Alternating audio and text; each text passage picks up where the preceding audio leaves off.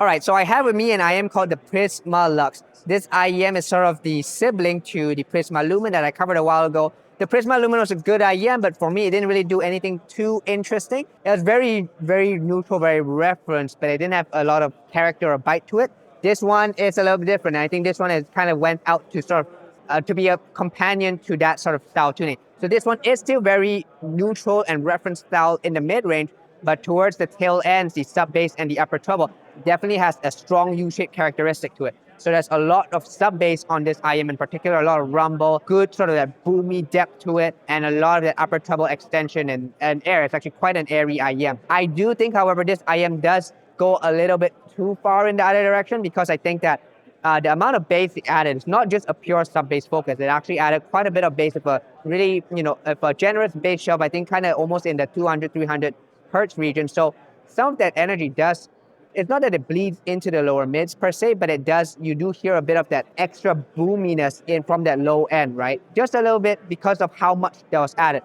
And same with the treble. I think the treble is actually very nicely controlled. It has good tactility, good sparkle, good presence and brilliance. But I think at some level it can be maybe a little exaggerated, a bit wispy. It's not sharp, it's not peaky, it's not sibilant or harsh by any means. So that is all good things. It's just, it can just feel a little bit, a bit wispy, like I said, just a little bit too much air, a little bit too much shimmer. I personally wish that there was a version of these IEMs that sort of combined both of the two. So you have sort of a Goldilocks zone of the amount of bass and the amount of treble, but just keep the mid-range, even keeled, right?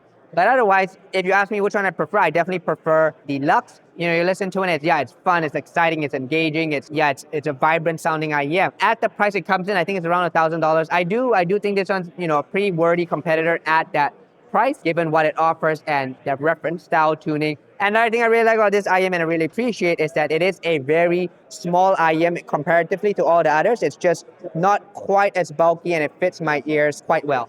So yeah, so that was the Prisma Lux.